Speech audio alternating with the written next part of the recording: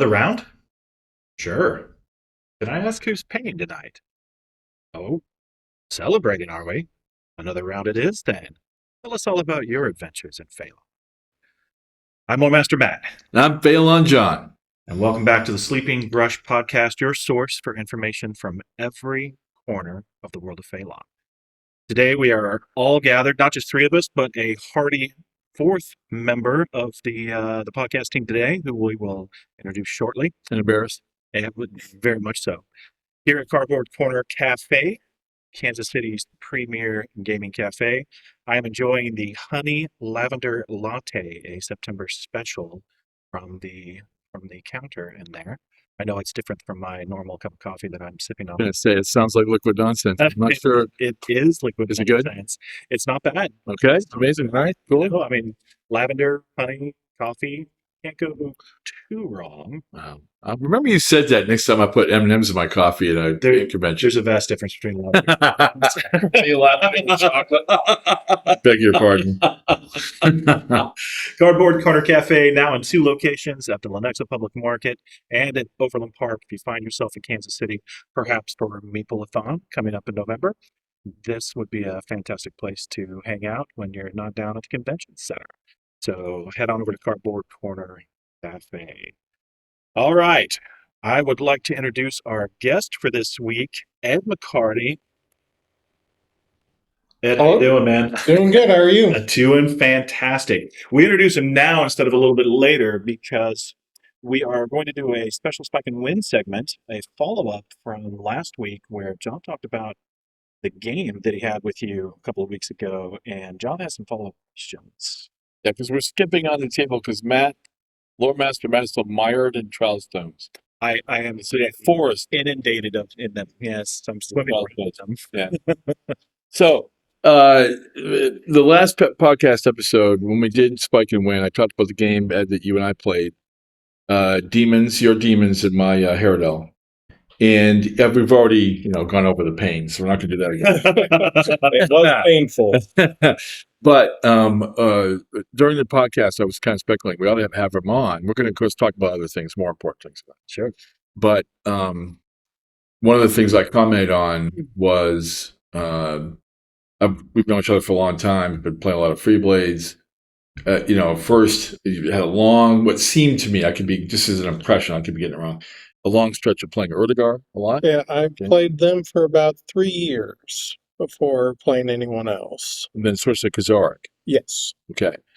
But you played Demons the other night, and just my impression, it's just me, perceptions in the eye of the beholder here, but that because you're a great player, coin holder, awesome opponent, you were less comfortable seeming playing the Demons than the other 2 factions that you're kind of known for. People get, if they have a favorite faction, they play it a lot. Oh, that's the so-and-so player, right? So can you talk to us about, because I'm always advising people, especially newer players, not us necessarily, but, newer players, but it's advice I absolutely should take for myself, which I don't, in competitive play, which is to play something and just hammer it, just get it down, And I'm going to talk about that in my game of Madeline, because, she's doing the same thing right now with the Rotograph.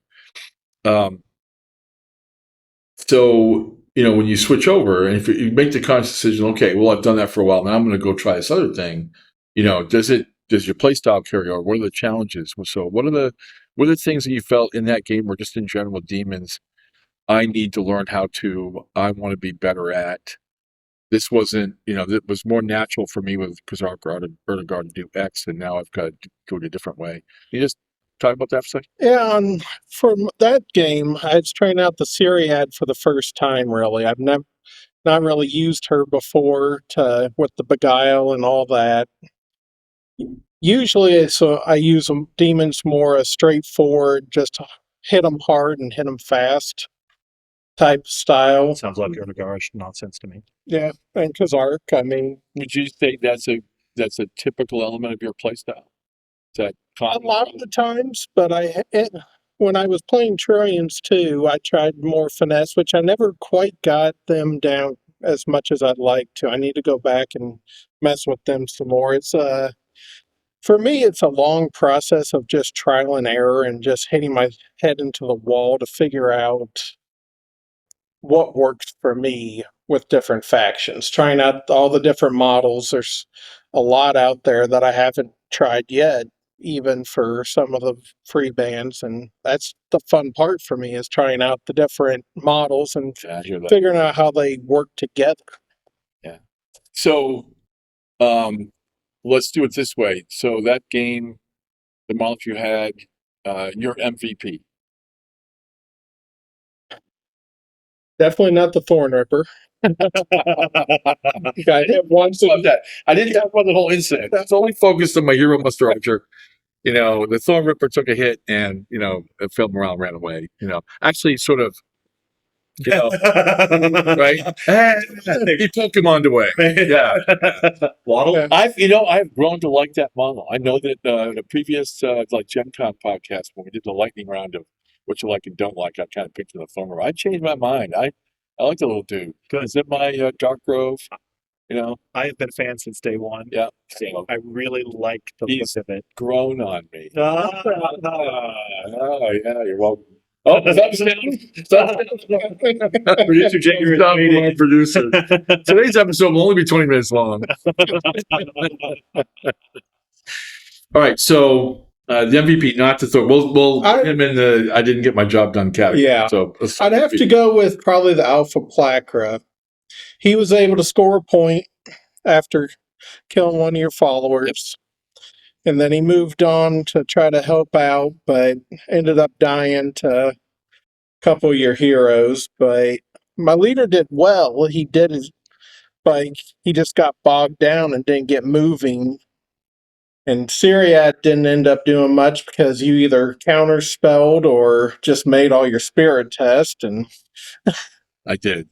That's true. That's true. that one beguile went off. Yeah, the trick with counterspelling was I was an energy magic user. Right. Right. You know, the way the rules are right now, you pay an extra point for trying to do something against your opposite type of matchup. But I didn't have the same things to do. The primary reason she's in there is for when I run into somebody, because you kind of assess what your weaknesses are and you try to cover them. I I give too many people too much grief about using heal spells to automatically put a Cantor or a Fist of Midnar there, because they're like, oh, it's good for the goose. And my Shadow Hunter has got that spell, although it's not the one I use. Right. You know, it's in there. You know, so oh yeah, it's good for other people, not for you. So but she's in there to cast a spell that reduces your ability test by 2 die levels, right, for the die harders. Right. Because the list is kind of relying on quick kills, getting things down points quickly, right? And so that wasn't, the Carbazals are tough, but she doesn't have a spell. She doesn't have the reduce armor, So he's armor 5, he's got to work with that armor 5, but he doesn't have dodge, or die hard, or parry. So I thought I'd throw a couple extra points into the counter spells, but in a couple places I had to lean on spirit test and it came up okay, so. All right, so with the Zalakar, I would tell you, and I talked about podcast last time. I throw something that's not going to die quickly in front of me. Yeah. Right. My favorite is Stag Warrior. Sure. Right. Renew. Right. Restore. Yeah. Restore. Yeah. So, and a decent parry, and the other things. I put somebody with the Zalakar to help. I typically find one model in my Demon Force when I take these out, because I've been playing Dark Grove for a while. I've been playing Faelon forever, So I don't know who I'd use today. I'd have to look at the availability. But somebody's kind of like his escort, kind of like hangs out, and I don't think an Alpha Blocker is, for me, it's not the right guy. That guy's speed 9. He needs to be running around doing speed 9 stuff. And I know he got over the wall and did great things in that center objective. But it was constraining because he was inside the little walled garden, So somebody, near him to go in and kind of, help get that person off. Oh, he won't cause only 1 or 2 wounds. I got 3 wounds, and somebody comes in and does 1 more wound. He's free again, right? Or pull somebody off if somebody's gumming him up, So, but I haven't played with some of the newer demon models that are now available. Right. You know, to say I do that one. Okay. So typically, I don't know about you. I assume it's the same. I'm working on a new faction. I'm trying to, get a new list. All the factions are not new to me. Sadly, I wish they were. Um, you play a game, you make some adjustments, right? So what's the first adjustment you I'd then probably actually stick with that list for a little bit longer to figure out how the Syriac Okay. really works and Alright. figure out, I like that. was it how I played them that went wrong, or is it the list that is wrong? Hmm. That's where I hit my head into a wall to kind of figure out what I'm doing wrong, whether it's how I'm playing them or what I'm trying to combine. That's just smart. I Yeah, totally agree with that. Don't tell Ed, because I would never say this to his face. Okay. But that's You don't want to do that. pretty smart, right? It is, yeah. It doesn't happen enough. We don't do it enough. That's right. We're still looking for that first change. And I will tell you, just, I'm not trying to steal any of Ed's great idea because it's a great idea. I didn't make any changes the last 3 games I heard about for us either. Right. But, you generally make changes after a loss. And after you win, you kind of make less or be concerned about it less, you know. And so I've resisted going back to the Fist of Midnar or the Cantor or whatever else, the Shadow, to try to make that. And resisting it for last game absolutely worked out because of what happened. Which we need to talk. We do need to talk about. Thanks, Ed, for talking about that. Of course. I love the idea of playing it, and another couple of games or however many games to see what works and keep working what you got. Because The problem is, there's nothing wrong with that list. right? As an opponent looking across the table, you can see sometimes, those don't work together. Right. That was plenty of punch. Was doing all the right things. Yeah, I'd just like to see a beguile actually work. Yeah. See what happens then. Yeah. Let's talk about that. Let's talk about that after the podcast. I have some ideas about that, so I don't want to give them away to your opponents. I appreciate that. Old intel guy. What can I say?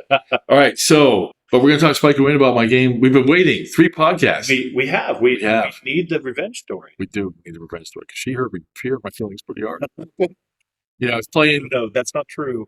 You're missing a primary component there, and I'll let you figure out which one. I don't have any feelings. Yeah, I got it. Yeah, it's well known.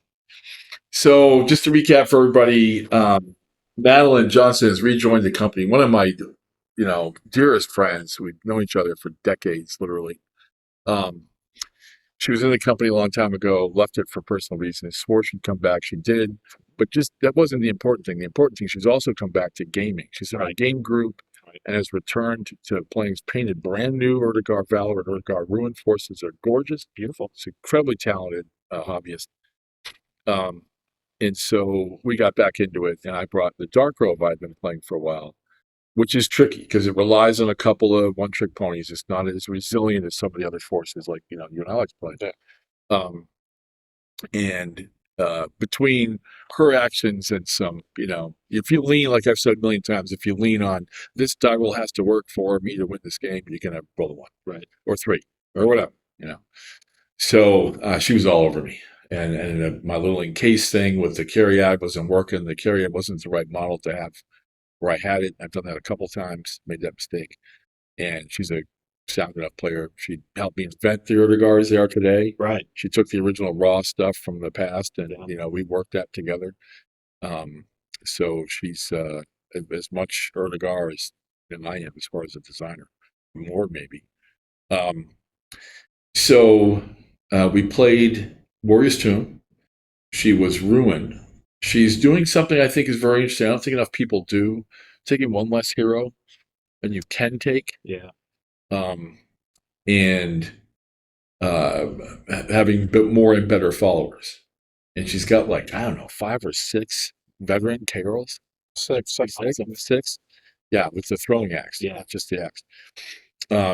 Defense 5, got an axe, they got kinship for when something goes bad in their midst, when they have to take a morale test.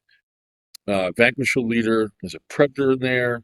Snake Mystic Caster, which she also takes in her Valor. Yes. So it's just, rinse, repeat, baby. It's 90% shell cracks. And I understand that, really well because it was a campaign, if you remember, where everybody was bad mouthing Blackthorn. Yep. So I played Really well. Blackthorn and I took their Snake Mystic because Yep. it just made the shell crack model Mhm. as my caster. And I didn't take the illusionist. I like the illusionist. Yeah. I think Andrew Potter's right about the illusionist and his place in the pantheon of casters, but um, I put Snake Mystic in there, and there were some times like we had remember Scott Roberts? Yeah. He's played with us all the time. He had in the middle of the campaign, this is one of those campaigns won like 10, 12 games. Right. And guys like got, 800 FB free bands. And he had 18 Night Hunters. So if you showed your face in the open on this table, You were dead. gun down. So there's one game where everybody's stacked up behind the shell crack like we're going into a building in Iraq. Right. Right? I remember back then. Moved onto the table. Everybody like lines up behind him trying to get this across this clear space. My goodness. So I've liked the Snake Mystic. I think she cast 80% shell cracks. Yeah. That was her go-to. Go in there, break up combats, do things. Yeah. And with Carols to do that with, you have a harder time getting the models matchups you want. And it was a fight because it was Warrior's Tomb. It wasn't like we were looking for loot markers or recon points or anything. We're just going to go meet in the middle of the fight. But the my double attack force does similar to what she does when she's playing her Valor with all those Daughters of the Bear and barrels and all that sort of thing. There's a lot of damage done quickly. Trick is you got to take advantage of the fact you got more models because mine are at 7. So Right. I have that advantage, and so your advantage is numbers, and so I knew that I had to get these Carols something to do. So I paid 10 gold in a very expensive force. Spent 10 gold on local guide. Nice. So I have a Knight of Vassal, High Quester Vassal, right? About leader. She's got the battle horn, the battle cry horn, and the second Knight of Vassal, the hero version, is typically the model I put on. The off table come on with the local guide. 2 Bears Battalion, 2 Quest Knights of Tanar, Shrouder still, Right. And my footbuster archers and my thresher that absolutely were the first things to die in that game. They did not last. They were in the mode of I'm not sneaking behind this corner and shooting a poor guy. They were in the mode of I need to come up here and desperately pull this model off, even though that means I'm dead. It means I'm toast. Yeah. Yeah. And they were. They were the first 3 things off.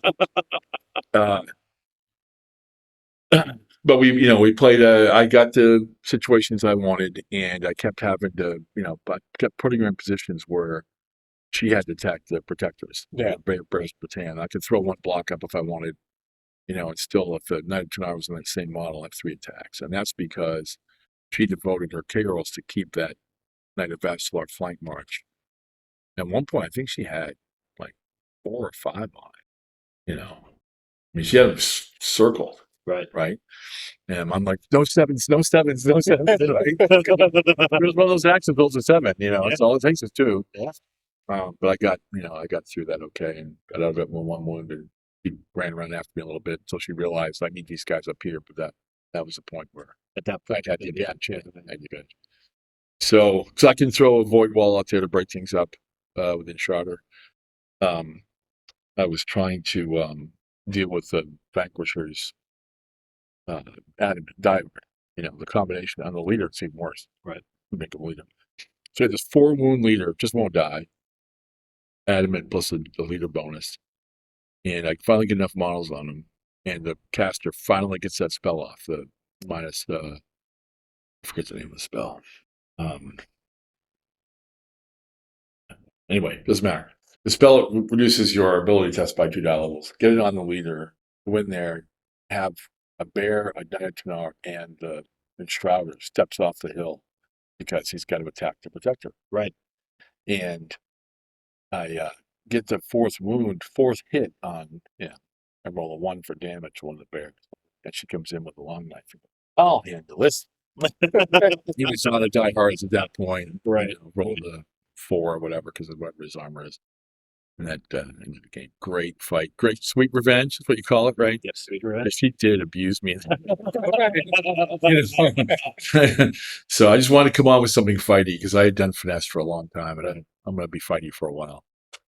So great game. Once also great opponents, and I'll tell you, and Ed's part of this, a revival of the number of people we see week to week in the game room on Tuesday nights. Yeah. There was a drought in there.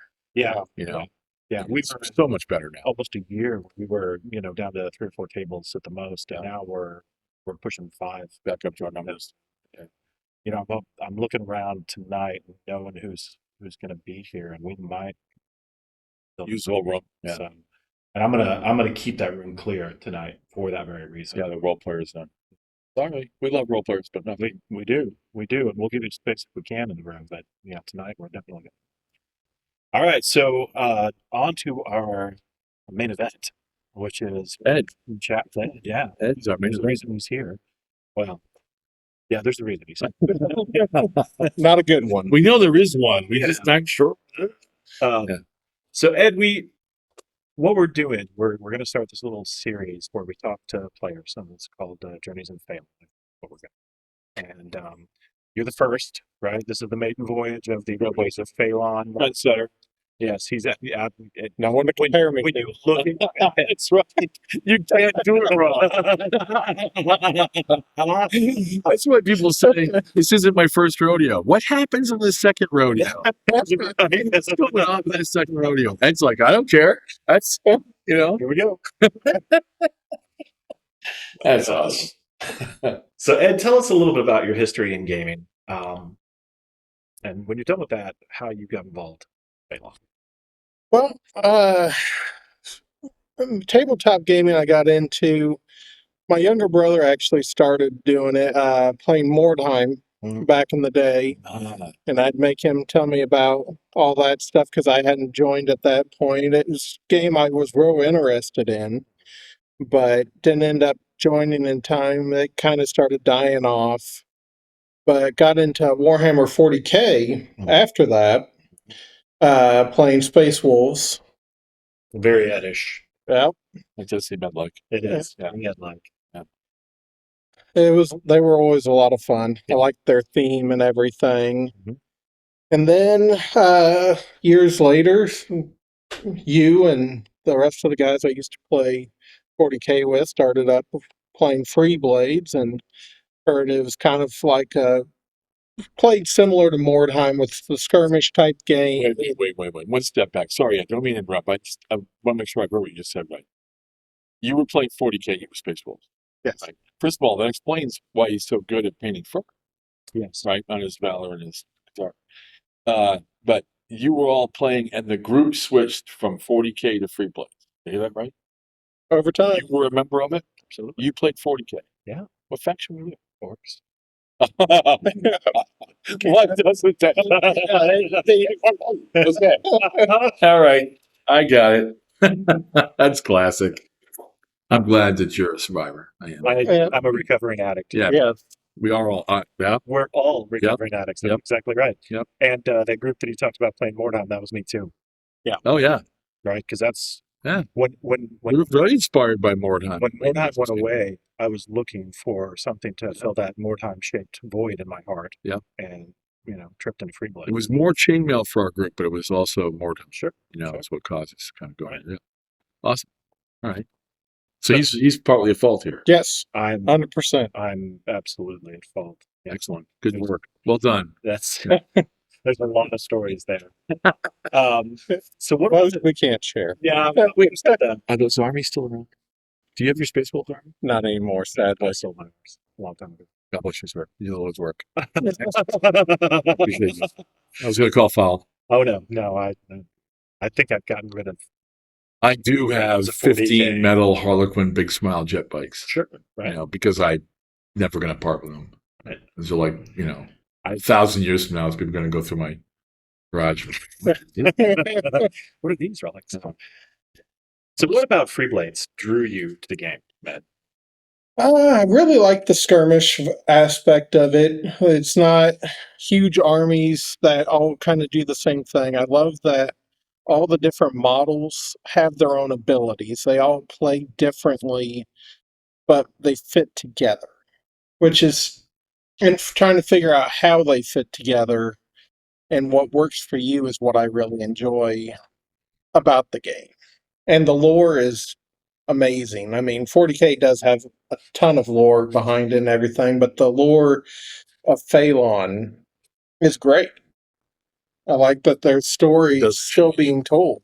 What's that? Doesn't change. That's true. Like Dwarf 127, I was looking at you. There's no retcons. That's right, yeah. We go with our dumb mistakes forever. Yeah, that's right, yeah. We have to live. We absolutely are living with some mistakes, so that's good. So we were talking about the different factions you play earlier. What one's your favorite? I always have a soft spot for the Erdogar Valor. Mhm. They were my first ones. They, like I said earlier, I Get your first in it. Yeah. I've said it many times. I played them for over 3 years before I finally was able to win a tournament with them.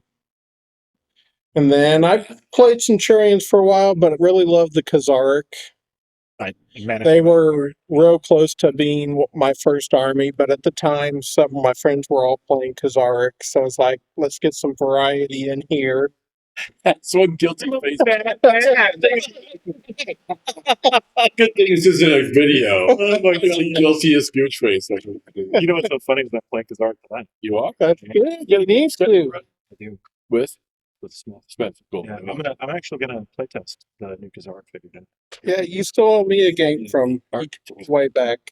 I do. I owe I owe Oh, a lot of people games, right? I owe a lot of people games, and I wanna bring the Faelon, right? Because that's the faction, like you said, to stick with, a faction. That's the faction that I'm really focusing on right now is the Faelon. But we're doing that last little bit on the Arctic Storm. Yeah, I really need Arctic Storm, what's that? to get down. What's that? I know, huh? Oh, Name dropping. We'll tell you later. Maybe become a patron. oh my God. Shameless. Shameless good. I love it.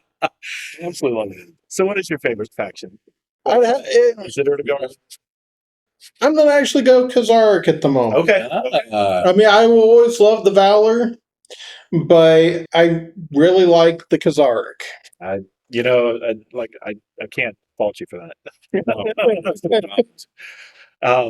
Now you are playing a lot of demons lately. Yes. Is that your primary faction at the moment? At the moment, yes. That's what I've been working on. I've been trying to incorporate some of the models I haven't really tried yet, like the Syriad. I still need to try their ranged model. Okay. Can't for the life of me at the moment remember Zarfax. Zafernax. I was just playing with with him a little bit with something. So another little tidbit. clue. Yeah. Hey. You gonna move on to another faction? Do you have Yeah, a plan? I think my next one is Ruin.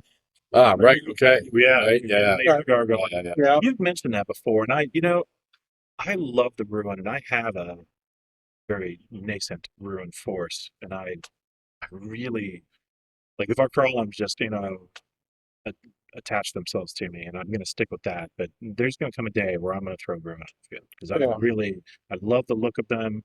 I love their chaotic nature. I really enjoy the Ruin. So. Yeah, I've been playing them with I take a Predator leader. I appreciate the Vanquisher leader, I do. I understand what I'm trying to do there. Just a lot of eggs in one basket for what I like to do with that list. And I already have the Spider Rider. So you just grab one off the shelf. I don't I would. I don't think I have a second one painted. I think I need to fix that. I don't have one painted, but I have a Spider Rider Nightlurker, and I have my Wild Wing with the bat wings on. Yeah, it's such a cat, which is awesome. With the little wing. We can put some pictures of that up somewhere. Yeah. I'll bring it down here one of these weeks. Now that I've established Harold Dillon supremacy, 2 games he calls it. Okay, so next is Ruin. Do you have it? Do you own it? I have a few of the models. My wife's actually buying me a couple more tonight as a belated birthday present. It's that. We sent her into the game store. I was going to say, Yeah. we thought that she was going to be Buy stuff for herself. Oh, I'm sure she'll be doing that. Yeah. So, big question to drop off the end of the interview here. What would you like to see out of Free Blades in the future? Honestly, I love where it's going so far with the new lore and everything, the battle that's going to be coming up and everything. And I love seeing all the new models as they come out for the different factions and figuring out how to place them into the different free bands and come up with a whole new one, maybe based around just a new model that just came out and see what you can do with it. Black Friday's going to be good for you, sir. Yeah. Looking forward to it. Yeah. Black Friday's going to be good for you. It's kind of, we have a schedule, a production schedule, and what we try to do, and we need to expand the slots that we do it with, so we need to do, but is, the team looks at the last time this faction got a model, and that puts it at the top of the list. Yeah. And so, other people have access. This is something we passed through this year. Other people have access to followers that are like 9 gold or 8 gold. But my faction, the cheapest one's like 13 or 12. This limits my options. I need a less expensive follower for certain mission objective running or pinning people and doing whatever. Black Friday's going to be addressing that. Now, like Some of those. the Adepticon release is going to be a little more focused, but Yes. the Black Friday release is going to It's a little bit more broad. yeah. And thank you very, very much for sitting down with us and for starting this journey of Faelon with us. We really appreciate it. Obviously, we know and love you for a long time, and love having you part of the group and playing and being part of the Have you got a game tonight? You playing so much? Not yet. Get up. I'm going there and see who's available for threat. Yeah. I said there's I think we have a few. Are you staying, producer Diego? All right. Cool. Yeah, we're gonna have a good Yeah, we have a good crew tonight. Good. All right, so let's move on to the job board, John. What do we have on the job board today? I My can't even do it with a straight face. can't. So the little list that Matt gives us, I'd like your take on this too, Ed, since you're here. But the little list, it's if you want. I mean, the little list that we have, the kind of the questions we're going to talk about, Right. sort of summary, talking points, whatever it says. Job board, John's theory crafting definition. No, that's not a minefield. We got talking about some discussion on. There's always discussion on Discord. Some jacked up channel full of goodness, And I said something. I think the way it happened is I used theory crafting in a sentence. So I think Roger maybe said, Yeah. "What do you mean by that?" Right. When you use that term, what do you mean? So I don't know if there's a Merriam-Webster of theory craft. There is after you say this. I will. Okay. All right. Burning bush feeling comes.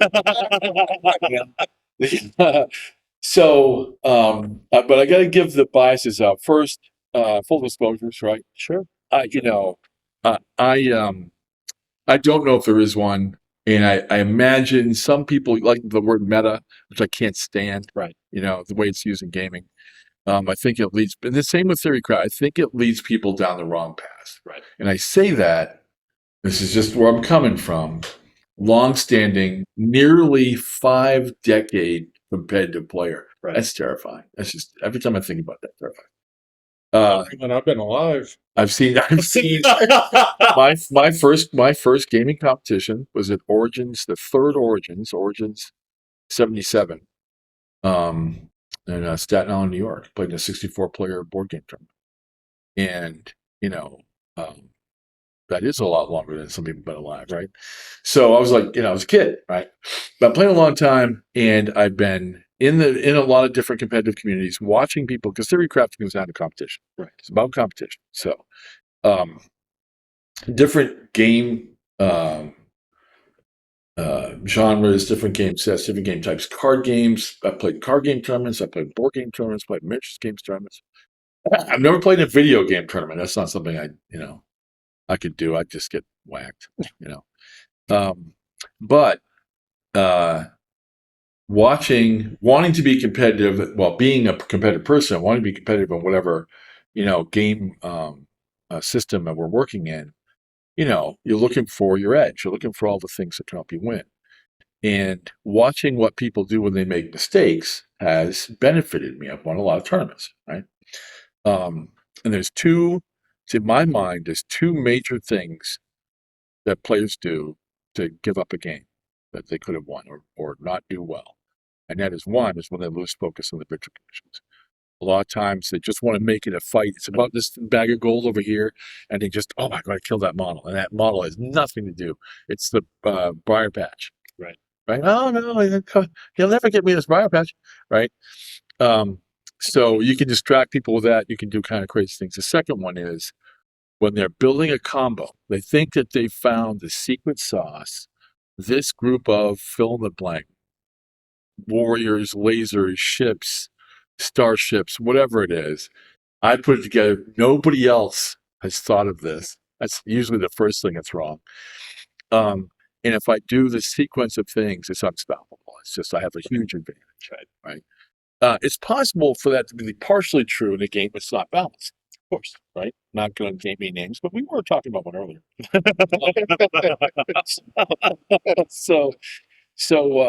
And honestly, I don't know where the balance of that game is right now, but I do remember. We don't want to be bad mouths on people's games, but if we chose one to bad mouth, a group of survivors. So people they open a rule book, they get the new codex, the new faction list, the new whatever it is, the thing, and they open it up and they look at it and they go, you can, if you have a blue gem and the sword of MacGuffin, and the two models are using the two to attack another model, and you do it for 3 turns, they can't possibly win, or whatever. First of all, it's theory. And 90% of the time, I'll tell you right now, 90% of the time, they're doing it on a ping pong table. Right. Right? They're looking in their heads, my whatever they are, my tanks, my freeblades, my Napoleonic regiments, my whatever it is, I'm in my head, I'm lining them up against the like forces of the other player. And as a person who taught military tactics for 40 years, that is the worst form. The worst form of fighting is a joust. Right. The two completely equal combatants charge each other. Flip the coin, roll the die. Okay. The little kid who stabs one of the knights in an ankle with a poison dagger, that's how you win the fight. That's right. Right? And that's what somebody else is going to be doing. Well, you're all like, I've got the thing. I've got the super heavy god power laser death ray, and I've got something that just, I go stick it on you and you can't do anything for 3 turns. Muster on church. With the rules. I think the old saying is no plan survives contact with. That's exactly right. Yeah. Von Moltke, the old German general, crusty old German general said that. And so it's when I get prepped for a competition, it's the scenarios. What scenarios am I likely to play? And can my list do all the things that I need to do? Right. Right? For example, I don't like to play with less than 3 followers because who's getting the loot markers off? Right. Right? If I don't have 3, a hero's got to do one. I'm not into that. I got heroes things to do. Just simple stuff like that. Right? If I have a bunch of animals that can't collect recon points, I can't send them forward and have advanced guard. Oh, half my forces. This isn't fair. Half my forces. You knew advanced guard was in the rule book. Right. You were too busy. Should have. It might be a mystery to you that there is a rule book, but that's that's another Okay. That's right. Yeah. Why did it come out? Right. So I think that I've sat down across the table, and all the communities I've been in, who the dangerous players are. Right. That's who you're looking to play. That's who you're looking to beat. And you sit down across the table with somebody who's put all their effort into this combo, this thing that they've crafted. It's all going to work because this, and it doesn't work because there's a river in the way, or it doesn't work because the scenario is totally opposite of what that effect does, or whatever it is. And you can kite them. You can, come use your death ray laser on this guy. Over here, somewhere else. So I'm gonna pick on Luke again because I love him. I do. I love him. And he has 4 coins now, so he's legit. Right? Yes. We know he's a capable player, so I can make a little fun of him. Right. Right. he when the Moon Talon came out, he was convinced we had broken the game.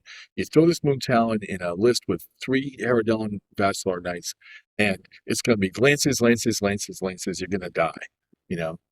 And we played that famous game where he even got to set. I said, "Set up the terrain, whatever you want." He said it's super clear, so I had plenty of attack lanes for his knights, you know. And I was shooting Rochelle. Yeah, just shot the pants off. It was a big space and he couldn't go. You know, the Sky Trace is going. You are +2 to hit. You are +2 to hit, right? You know, +2 damage. everybody. This is 3 deck damage. I'm D10 against that guy. I'm somebody now. You know, right? With the impact. You know. So, but he, you know, and as soon as that was his thing, you know, just unravel it. Just pick the thing that, you know, extracts that, does whatever. So I would suggest to players, John's unsolicited advice is you're looking to be competitive. Take the list that you like, play that thing. Just keep playing it. Like Ed did great. You know, I'm not changing right away. Don't. You know, it might not be the model. It might be some other effect. Could be you. Yeah. You know. So, and then picture yourself in each of the scenarios, and we've limited it to 10, so it's a lot less than the 14 or whatever there are in the tournament pack. If I'm playing in a medium terrain table and I'm playing Bounty Hunt, do I have the tools for that? Who's going to do what? The tasks that are before me. If I've got Camp Raid, you know, if I've got, and then of course there's the situations, right? Not just that somebody's got a Knight of Vacilar on flank march, you know, or somebody's behind me somehow. The Gular are doing it, right? Right. However they're doing that. Somebody's tree gating the void door the Eclipse have. You know, somebody's getting, you know, inside my deployment zone. Ambushers. You know, what do I have for that? You know, oh, it's true. Scouts make a 12-inch no ambush bubble. You know, do you have scouts? If you don't just go look for one that doesn't fit in your force. Figure out how you're going to do it. Right. Right. But it's not. The games are 99% not a clear table with the other person cooperating with getting their 6 heroes lined up exactly against your 6 heroes. I'm not doing it. No. Very clear that you're not doing it. Right. I'm also the guy that does to Jacob Price, you know, just makes a move that's got completely nothing to do with tactics whatsoever. So he can spend 5 minutes trying to figure out what I'm up to. It's I'm a douche. So I think that we need to have a new segment called John's Unsolicited Advice. Well, we have. We've just been calling it John Ford. I'll do that. I think we definitely Yeah. So there's some old codger in the back corner of the sleeping Grush, right? Right, absolutely. Yeah. I know nobody wants to hear this, but yes, we'll make that work. we need an appropriate name. We need to get our sleeping Grush costume to get us. You'll get, you know, go to some rank fest. You know, that's got a tavern set up. You know, Yeah. Right. Clink some steins. Absolutely. Get some photo shoot going. Yeah. All right, folks. Before we sign off, I'd like to thank Scott. Before you go, sorry. Yep. We want to thank him. We do. No, Ed? we don't. It's like in Lion King. Ed? Right. Highness. You know, so what did you think about that? This term, because we have him here, right? The term theorycraft has entered into your life at some point, you know, and For me, theorycraft is more just figuring out, okay, these are the new rules or whatever, and how can I incorporate that into what I'm doing? okay. I don't look for this is the ultimate. No one can possibly beat that. I've played too many games to know that's not. I've seen your dice roll. Yeah, exactly. Yeah, that's just never going to work. Yeah. Okay. I usually think of, okay, assuming I roll average, will this work? And then when I don't, it's no big surprise, but I at least know why it didn't work at that point. So here's your new. Here, and I think Ed's totally on it. I think there's totally agree with that. Here's your new contest for the lightning round contest on Sleeping Rush podcast episode 43. 43. That's 43. 44. Wow, that's right. I listened to 43 and we're down. That's right. Because that's how I define theorycraft. When I'm using that term, I mean it to capture the lab sterile one-on-one matchup Mhm. analysis of some rules to make this thing. And of course, once you invest in it, you want that combo to be You've month. got to have that come I will give my enemy a place for his combo to go off while I'm winning. Right. You know, Right. I've done it. I say that I'm not making this up. I'm not like acting about something I haven't done. You know, I've done it dozens of times, right? Mhm. So I use the word theory crafting that. If you think, if like what Ed just said is also a good definition of theory crafting, it might be what more people are thinking in their heads when they use it. And I'm playing a little pejorative on my version. If you would like to replace John's unsolicited advice about theory crafting, a different word for that, because you feel that the good version of theory crafting, Ed's version of theory crafting, is what the mainline use of that term should be, and we choose it, I'll send you a bottle. Awesome. Awesome. Get somebody to thank you. Very good. Was I? Were you? I really didn't mean I it. don't know. Yeah. No, before we sign off, we'd like to thank Scott Gubbins, a World of Faelon Patreon subscriber who supports DGF games and the Freeblades community at the World Builder level. And he's out of Michigan and does some great work for us up there. Inspection? He is fall car. Oh, God bless him. Yeah, well, that's right. Yeah. Yeah, right answer. Really, one right answer. For more information on the World of Faelon Patreon, please visit www.patreon.com/DGS games. And as always, folks, we really appreciate you listening to us and hanging in with us. Appreciate all the comments that you leave on the Sleeping Grush channel, on the World of Faelon Discord, which is always active. Yeah, always active. If you do have a comment or anything, leave it there. We'd love to see them. This is where we pull some of our John board stuff from. It's John's unsolicited. you know, we need to just post that right there. John's unsolicited advice for the week. That's right. Yes. Oh no. We're gonna get all over that. Oh my goodness. So, folks, until next time, we'll see you around the table. Let's all thank Ed. Thank you. Thank you. And thank producer Jagger. Thank you, Jagger. Sil Sakapa.